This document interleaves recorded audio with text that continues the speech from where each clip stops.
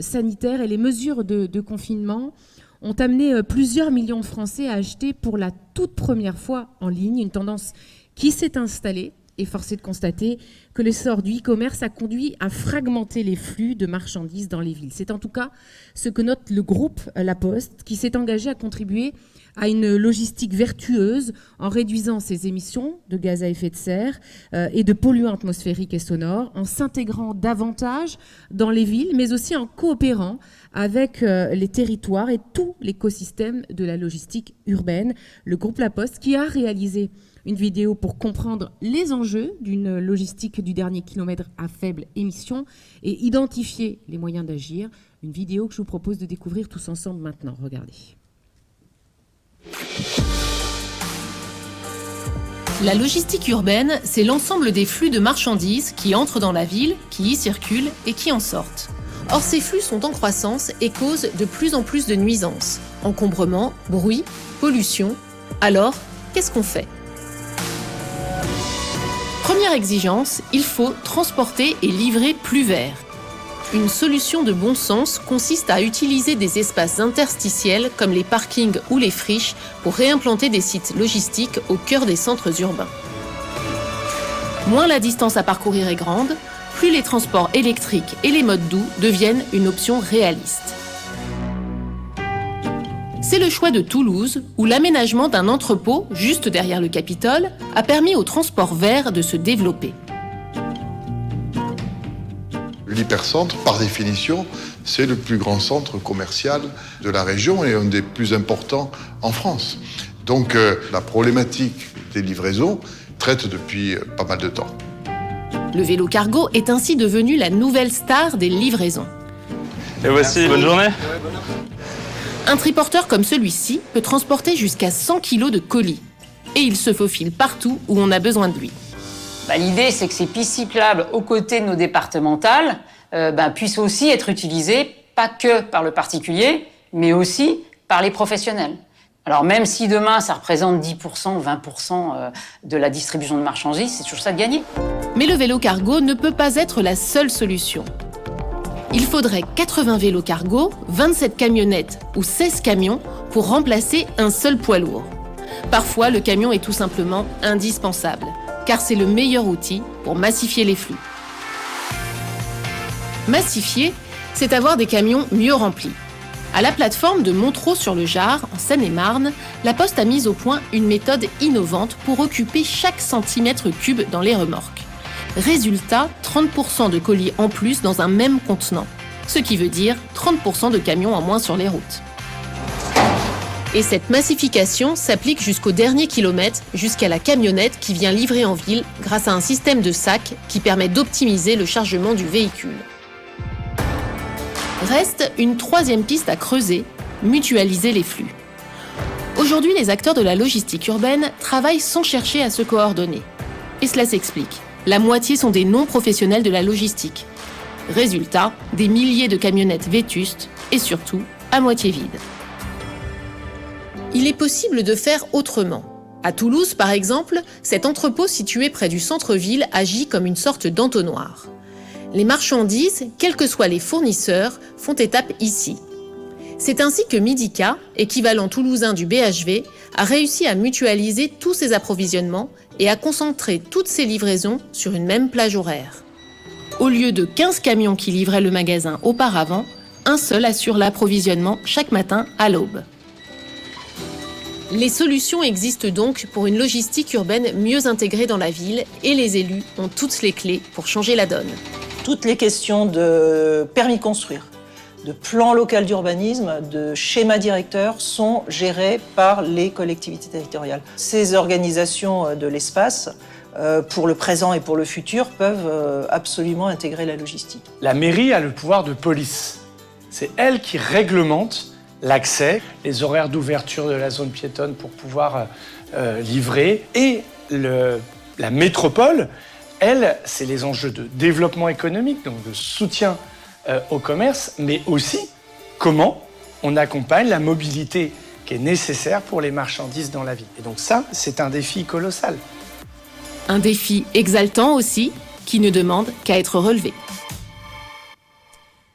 Voilà pour cette vidéo et je vous propose qu'on en parle en détail tout de suite avec Christelle Savigna qui va me rejoindre sur scène, qui est la directrice du programme logistique urbaine du groupe La Poste, pour donc ce face-à-face, ce premier face-à-face de la matinée. Je vous en prie, prenez un micro et installez-vous. On va revenir en détail sur ce film. Il y a quand même beaucoup de choses qui ont été dites, mais je pense qu'il y a peut-être plusieurs choses à préciser. Une première question que je poserai d'ailleurs à tous mes intervenants.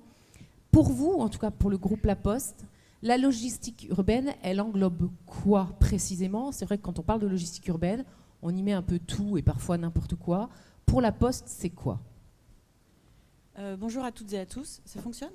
Oui, je pense. Ça a été dit dans le film. La logistique urbaine, pour nous, mais je pense pour tout le monde, c'est l'ensemble des marchandises qui entrent dans la ville, qui circulent et qui en sortent. Donc, qui entrent dans la ville, qui circulent pour la vie quotidienne de la ville et qui en sortent, c'est-à-dire que ça inclut aussi tout ce qui va être évacué, tel que les déchets et les recyclables. La logistique urbaine, c'est surtout aussi le dernier maillon d'une chaîne logistique qui est une chaîne logistique globale. Et donc qui inclut un processus industriel, opérationnel, qui part de l'amont, c'est-à-dire de là où part la marchandise, et qui arrive au client final, c'est-à-dire là où elle arrive. Donc c'est aussi ce dernier maillon-là qui définit ce qu'est la logistique urbaine. Et puis la logistique urbaine, c'est l'ensemble des marchandises qui entrent, qui circulent et qui sortent de la ville.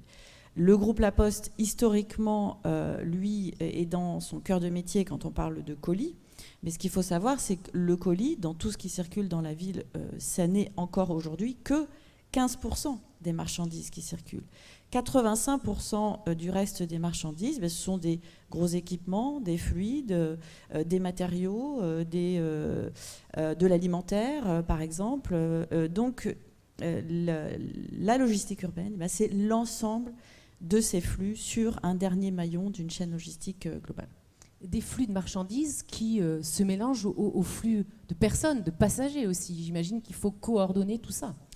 Alors, la logistique urbaine, elle contribue au même titre que les autres modes de transport à la congestion et à la pollution dans les villes. On l'a dit, on le dit souvent, la logistique urbaine, c'est 30% des émissions de gaz à effet de serre, 40% des émissions de particules fines et 50% du gasoil consommé en ville.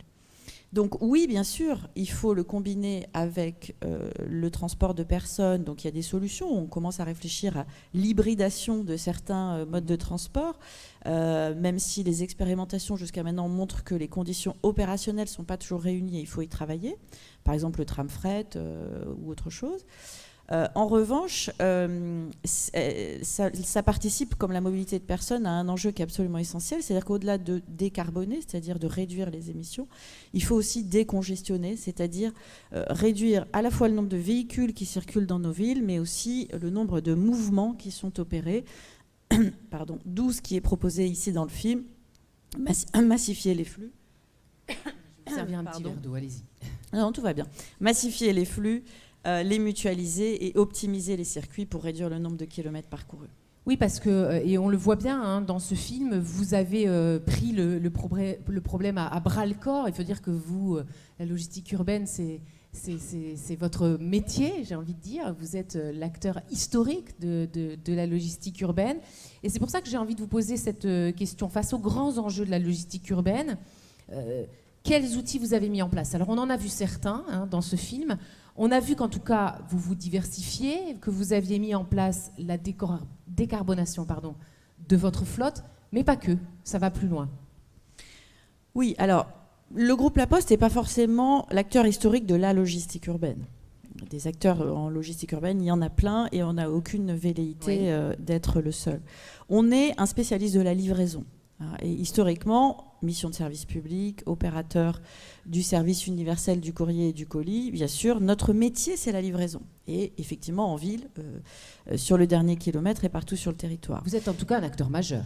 On est un acteur majeur dans le sens où, effectivement, notre expertise, elle est là.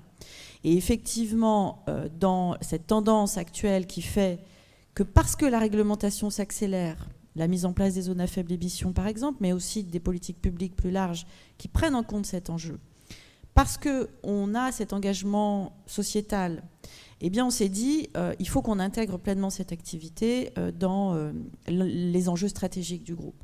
Donc, toutes nos activités de collecte et de distribution de colis, toutes nos activités de collecte et de distribution d'autres marchandises, parce qu'on est dans une logique de diversification. Par exemple, pour ceux qui le connaissent, Chronofresh qui va livrer de l'alimentaire, Urbi, notre filiale qui va livrer de la palette.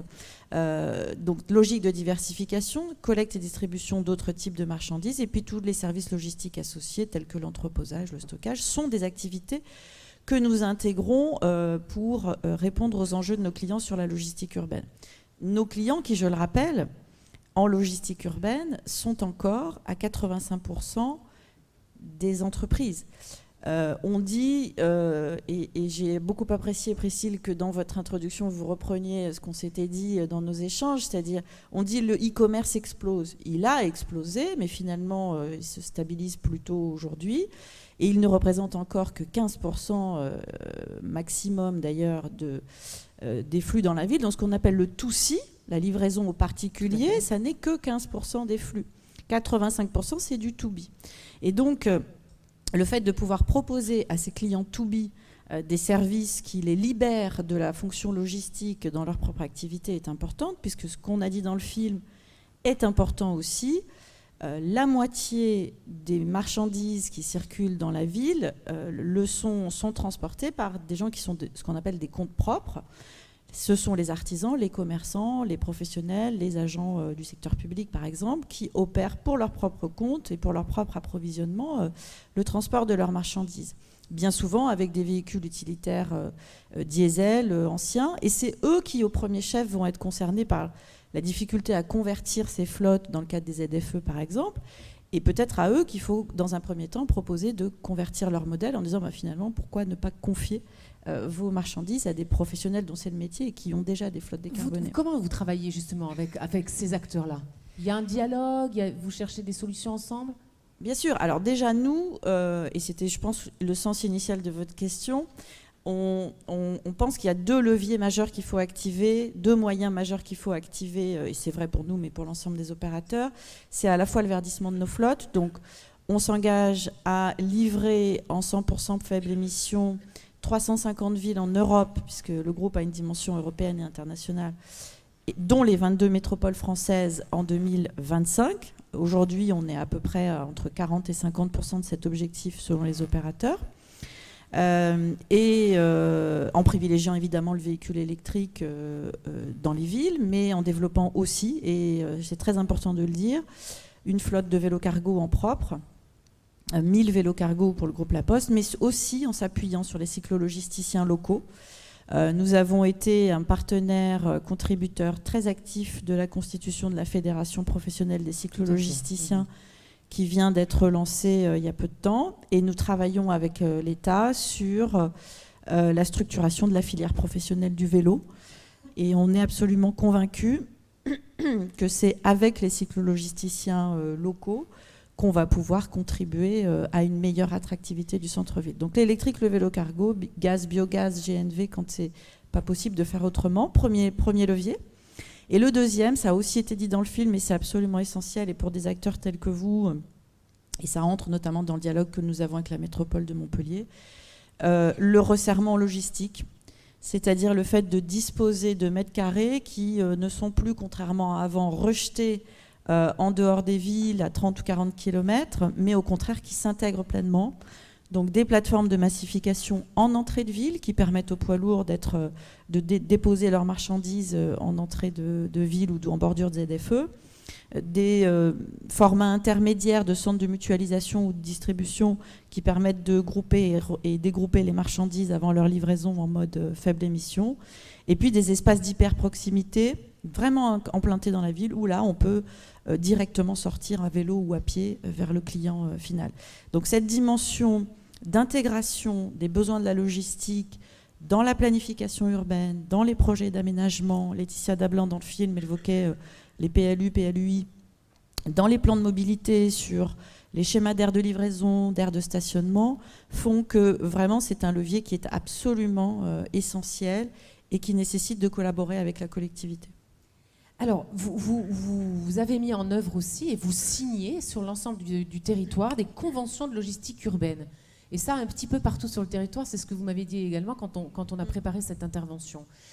C'est quoi ? De quoi s'agit-il ? Quel est l'objectif ? Expliquez-nous un petit peu.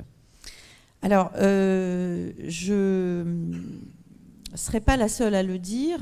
On a par exemple ici dans le public ce matin une représentante d'un programme qui s'appelle le programme Interlude, qu'on entendra effectivement tout à l'heure. Qui est un programme lancé par un programme qui sera détaillé plus tard si vous le dites, mais en tout cas qui participe du même objectif, c'est-à-dire déployer sur le territoire une méthodologie de concertation et de rencontre entre les acteurs publics et les acteurs privés, économiques du secteur du transport et de la logistique, qui n'avaient pas forcément pour habitude de se parler et de mettre en commun pour définir ensemble une stratégie locale de déploiement de la logistique urbaine. Et bien, la démarche du groupe La Poste avec les métropoles, elle participe exactement du même objectif.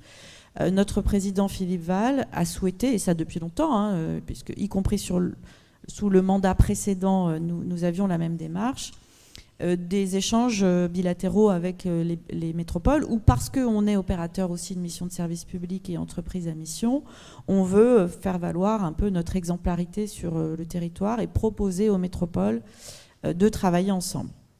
Pourquoi ? Parce que je le disais tout à l'heure, pour nous, la logistique urbaine et une logistique urbaine vertueuse, elle nécessite forcément d'être coproduite par les acteurs publics et les acteurs privés, puisque nous, opérateurs, on va pouvoir s'engager dans un certain nombre de démarches, type décarbonation de nos flottes, mais les acteurs publics ont entre leurs mains beaucoup de leviers, parfois encore méconnus. Des exemples, les ZFE, bien sûr, on le sait, mais ça, c'est le cadre réglementaire. Mais d'autres leviers sont actifs. Par exemple, on le disait tout à l'heure sur la planification urbaine, l'aménagement, modifier les zonages, opérer des réserves foncières, travailler les opportunités avec les opérateurs, travailler la mixité des programmes en mixant logistique, habitat, logement, commerce, que sais-je.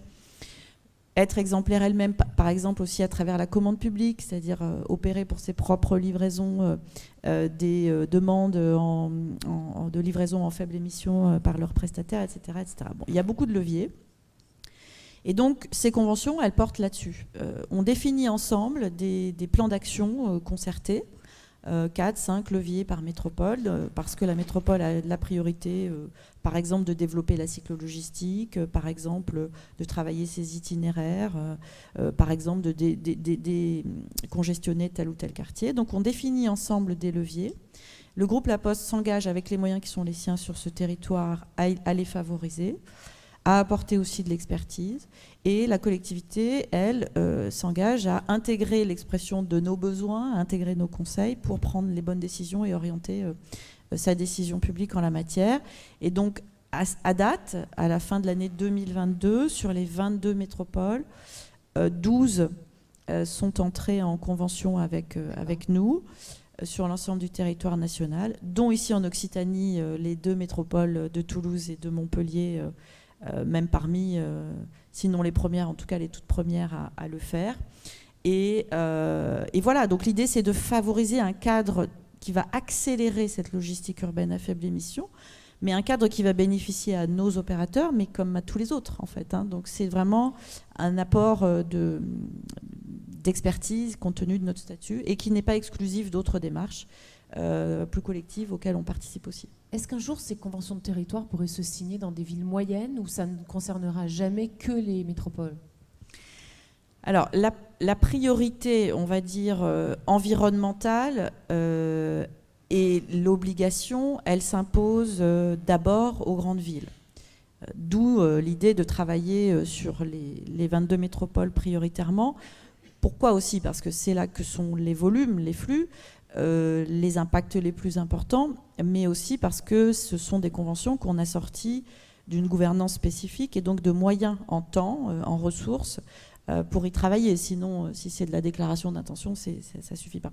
Donc on ne va pas pouvoir être partout. Mais autant les grandes villes, les métropoles sont intéressées à avoir ce type de dialogue avec nous et de travail commun pour ces questions environnementales prioritairement et de décarbonation et de décongestion, autant il y a une forte demande qui s'exprime des petites et moyennes villes pour réfléchir sur comment j'approvisionne mon centre-ville, moins sur des logiques environnementales que sur des logiques d'attractivité du centre-ville et de soutien au commerce local.